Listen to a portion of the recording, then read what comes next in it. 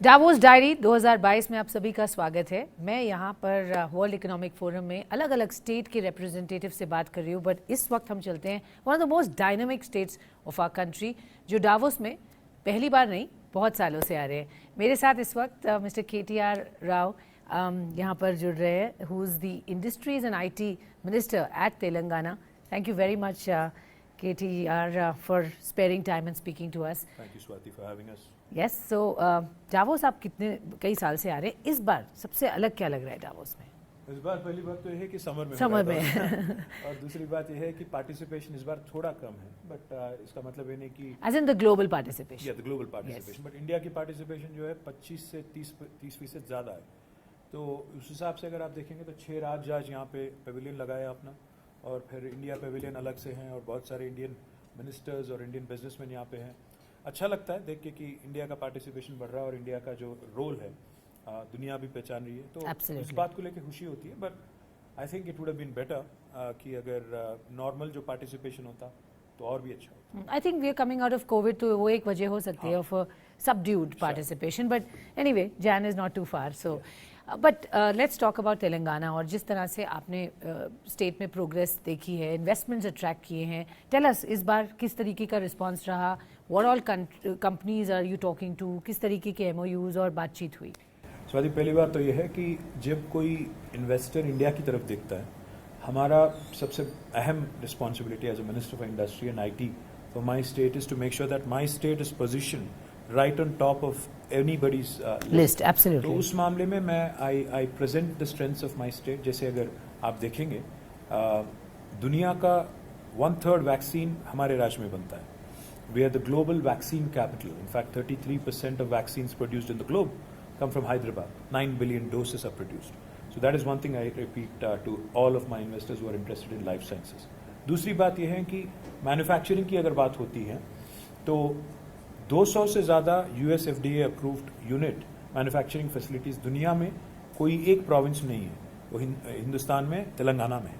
उसके बाहर अगर आप देखेंगे न्यू जर्सी US में है। So that is the strength of Telangana. और इससे भी बड़ा स्ट्रेंथ ये है हमारा कि आज कोविड के बाद हर कोई गवर्नमेंट, हर कोई राज्य, हर कोई देश हेल्थ केयर के बारे में सोच रहा है, लाइफ साइंसेज के बारे में सोच रहा है। तो हम यही बताते हैं सबको कि Hyderabad is not only a life sciences hub, Hyderabad is also that place where biology meets technology, where data sciences meets life sciences, क्योंकि IT के दुनिया के सबसे मशहूर कंपनीज, Amazon का दुनिया का सबसे बड़ा कैंपस हैदराबाद में, सियाटल में नहीं। Okay. Google, Apple, Facebook, Microsoft, Salesforce, Uber, Micron, इन सब के दूसरा बड़ा कैंपस दुनिया में हैदराबाद में। तो हमारी जो ताकत है, हमारी जो स्ट्रेंथ है, टेक्नोलॉजी और बायोलॉजी दोनों का जो एक तालमेल है, उसको लेके आज अगर आप देखेंगे नोवार्टिस की दुनिया की 2nd लार्जेस्ट कैंपस हैदराबाद में है, जिसमें डिजिटल ड्रग डिस्कवरी होता है, जिसमें अगर आप देखेंगे तो क्लिनिकल ट्रायल मैनेजमेंट होता है, जिसमें AI और ML को लेके बहुत सारा अच्छा काम हो रहा है। तो ये सभी ताकत और हमारे जो स्ट्रेंथ है हम दुनिया को बताते हैं और बोलते हैं कि आप भी आइए, you also can leverage like Novartis, like Medtronics. Medtronic again is a large medical devices company, whose 2nd largest campus again is in Hyderabad. तो लाइफ साइंसेज एक सेक्टर है, IT एक है, एरोस्पेस और डिफेंस एक है, फूड प्रोसेसिंग, टेक्सटाइल, ये सारे ही सेक्टर्स हैं जो आपके स्ट्रेंथ्स हैं।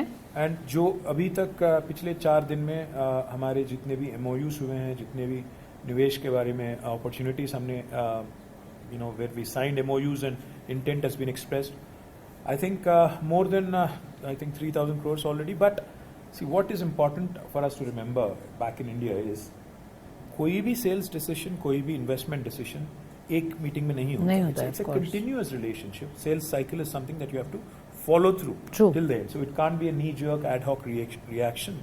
So what we've done over the last few years, पिछले 5-6 सालों में हमने एक यहाँ पे तेलंगाना पेविलियन बना के हमने तेलंगाना का एक रजिस्टर्ड प्रेजेंस दुनिया की मैसेजिंग, एब्सोल्युटली उनके मन में हमने एक माइंड स्पेस लेने की कोशिश की। And what that does basically is it continues to build the momentum for the state. We are a new state in India, we're the youngest state in India, so we continue to play to that strength of youngest but very relevant in the overall scheme of things. जैसे आपने बताया इतनी global companies के लिए ये base बहुत strong है, strategically आप बहुत अच्छी प्लेस्ड हैं, and policy wise I think the way you are rolling out the policies investor friendly, उसकी वजह से यहाँ पर काम हो रहा है. बट मैं आपसे जानना चाहूँगी और क्या हम आगे स्टेट की तरफ से देख सकते हैं? We seen the kind of pull you have in the life sciences space for example and the IT as you mentioned, but beyond this, अब state, I mean of course you're the youngest, but now you've kind of settled in. Young anymore, Yes,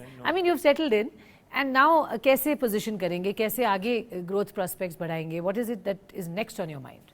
Swati, सबसे बड़ी ताकत हिंदुस्तान की हो या तेलंगाना की हो, हमारी यंगस्टर्स, हमारी थिंक फोर्स है. Sure. अगर आप देखेंगे तो 27 हमारी मीडियन एज है. 50% of India is less than the age of 27.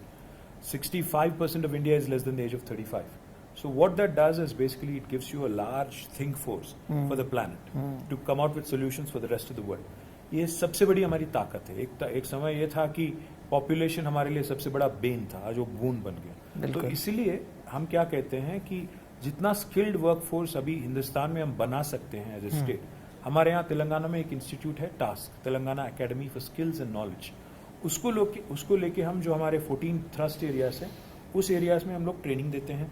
जैसे अगर आप फूड प्रोसेसिंग ले लो या टेक्सटाइल्स ले लो, लॉजिस्टिक्स ले लो, gems and jewellery, all of these areas. Sure. We train our people and we ensure that the locals are gainfully employed. That's our objective, that's our agenda.